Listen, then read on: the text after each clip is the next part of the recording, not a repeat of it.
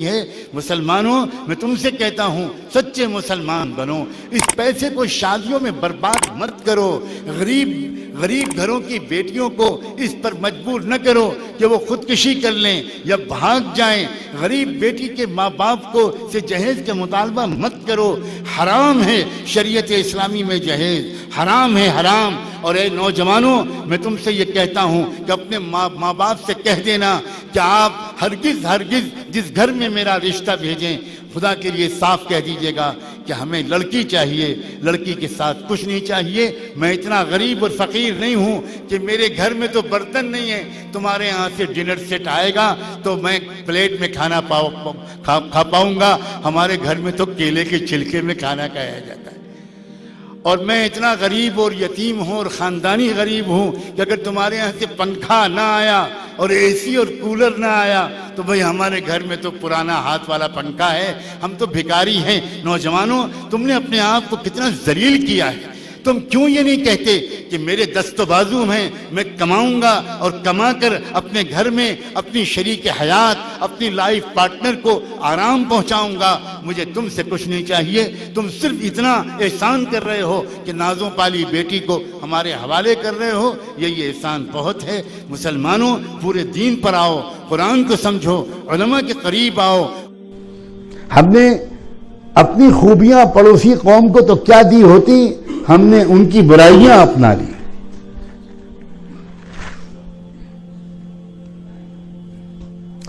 ایک مسلم گھرانے میں لکھنؤ کا سچا واقعہ ہے، شادی کی تقریب ہوئی، مسجد میں نکاح ہوا، آنے والے مہمانوں کو چائے بسکٹ سے خاطر تواضع کی گئی، اور مغرب کی نماز کے بعد دلہن رخصت ہو گئی۔ دلہن کو لینے کے لیے 8 10 12 لوگ آئے ہوئے تھے، 2 گاڑیاں تھیں اور لوگ روانہ ہو گئے۔ جس گھر میں یہ شادی ہو رہی تھی اس کا سارا پڑوس غیر مسلموں کا تھا، 100% پڑوسی غیر مسلم تھے، اور سب پڑھے لکھے گھرانے، بہت اعلیٰ گھرانوں کے لوگ۔ اور پڑوس کے ہونے کے ناطے اس مسلم گھرانے نے اپنی بیٹی کی رخصت کے وقت میں،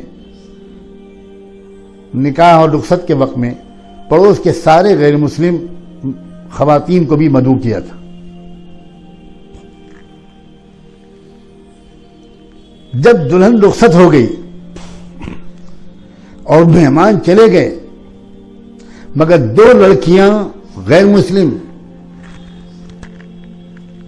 برہمن گھرانے کی 2 لڑکیاں رکی رہیں، اور انہوں نے یہ کہا کہ آنٹی، ہم لوگ یہاں 2-3 گھنٹے سے ہیں، ہم نے تو نہیں دیکھا کہ کوئی سامان آپ کے گھر سے گیا ہو، کوئی سوٹ کیس گیا ہو، کچھ سامان گیا ہو، تو کیا کچھ پہلے سے ٹرک پہ لاد کے سامان بھیج دیا گیا تھا؟ ان کا نہیں بیٹا، ہمارے ہاں یہ دستور نہیں ہے، لڑکے والے قبول ہی نہیں کرتے، سوال ہی نہیں پیدا ہوتا۔ ہم لوگوں نے تو کچھ خواہش کی تھی کہ لڑکی کی ضروریات کا مختصر سا سامان دے دیں، مگر لڑکے والوں نے کہا کہ کیسی بات کر رہے ہیں آپ اتنی بڑا احسان کر رہے ہیں کہ نازو پالی بیٹی آپ ہمارے حوالے کر رہے ہیں زندگی بھر کے لیے، اور اس کے بعد ہم آپ سے کچھ سامان لیں گے؟ سوال ہی نہیں پیدا ہو، اس کو سوچیے گا بھی نہیں۔ تو لڑکیاں آنسوؤں سے رو پڑیں، دونوں غیر مسلم بچیاں آنسوؤں سے رو پڑیں، اور ان کی زبان سے، ایک کی زبان سے نکلا، کاش ہم بھی کسی مسلم گھرانے میں پیدا ہوئے۔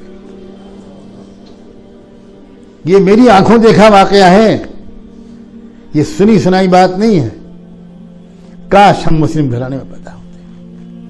کیا آپ لوگوں کا کی سنسکرتی ہے، کیا آپ لوگوں کا ریت رواج ہے؟ ایک ہمارے ہاں ان لڑکیوں نے خود کہا کہ ہمارے یہاں لڑکے والے رشتہ لے کر لڑکی والوں کے یہاں نہیں جاتے،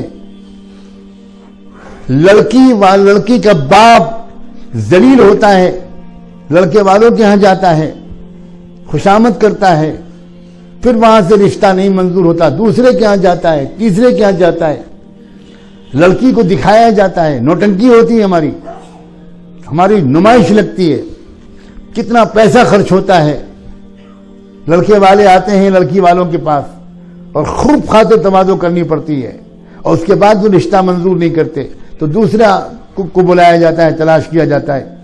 رشتہ تلاش بھی لڑکی والے کرتے ہیں، خاطر تواضع بھی کرتے ہیں، ذلت بھی برداشت کرتے ہیں، اور اس کے بعد اپنی استطاعت سے ہزاروں گنا زیادہ جہیز دیتے ہیں، زمین بیچ دیتے ہیں، سودی قرضہ لیتے ہیں، باپ ہارٹ اٹیک کا مریض ہو جاتا ہے، تب جا کر ہماری شادی ہوتی ہے۔ کاش ہم مسلم گھرانے میں پیدا ہوئے ہوتے۔ اے لوگوں، یہ ہے مسئلہ۔ آپ نے سمجھا کہ آپ نے 5 وقت کی نماز پڑھ لی، اور آپ نے ٹوپی اور کرتا اور پاجامہ پہن لیا، اور آپ نے جمعے کی نماز پڑھ لی، اور آپ بہت پکے مومن بن گئے۔ اللہ کے بندو، پورے کے پورے اسلام کو پر عمل کرو۔